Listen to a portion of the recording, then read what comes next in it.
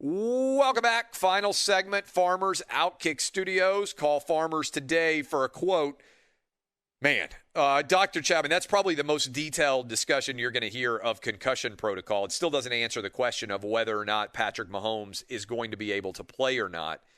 Based on all you just heard, Dub, do you think Patrick Mahomes will play in the AFC Championship game? Because I do, and I appreciate Dr. Chow joining us. You can go thank him at Pro Football Doc.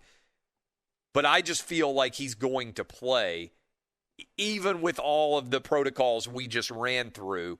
And that's just probably because I assume that everybody's going to play in every big game in the NFL, and I understand that there's a medical process in place and that it's not his decision to make and all of those things. What about you?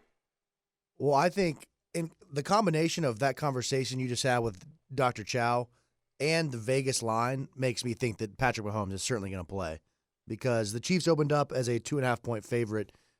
It's already to 3. So, to me, that's pretty much telling right there that Mahomes should be playing next week. That everybody expects that he is going to play, and that's out. I'm looking at the odds right now. And, again, information can change, and the lines have moved around a lot associated with whether or not he's going to be playing.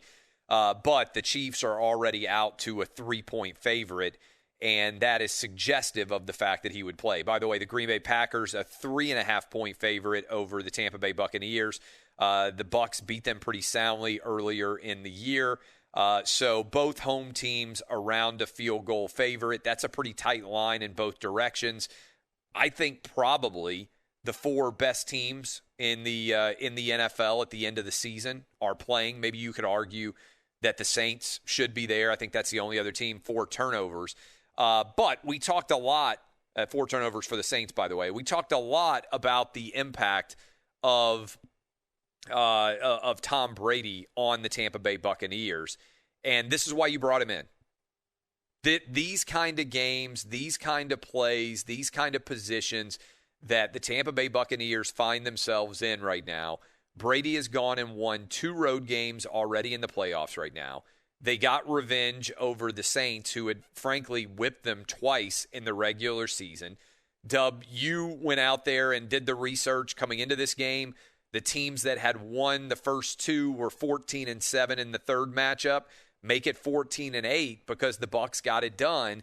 And I believe, beyond a shadow of a doubt, one of the big debates that has been out there for years and years and years in all of the history of this NFL dynasty that was the Belichick-Brady relationship was which one of those guys is most responsible for the success of the franchise.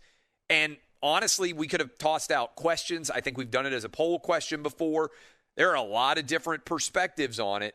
Right now, I think you have to say that Tom Brady is making a strong case that he was the most responsible party for the New England Patriot dynasty. That's not taking anything away from Bill Belichick, but you pull Bill Belichick away from Tom Brady, you give him Cam Newton, and the Patriots fall apart.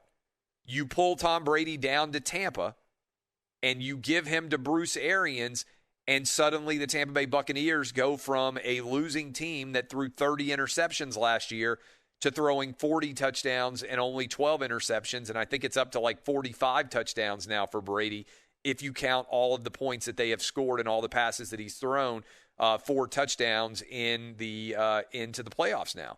And so you start to break all this down, and it is a pretty solid evidence that Tom Brady is responsible for that dynasty in New England. The most responsible. Bill Belichick can still be a phenomenal coach, but there is now tangible evidence. And if Brady goes up to Green Bay and wins that game to put his team in the Super Bowl in their home stadium in the first year that he is in Tampa Bay, I mean, it's a pretty incredible accomplishment.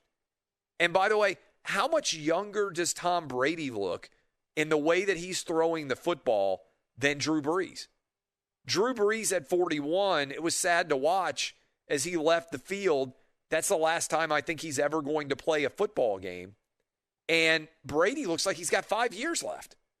Brady didn't even look like He doesn't. I mean, he's 2 years older than Drew Brees right now, and he looks like he's going to be playing until he's 48.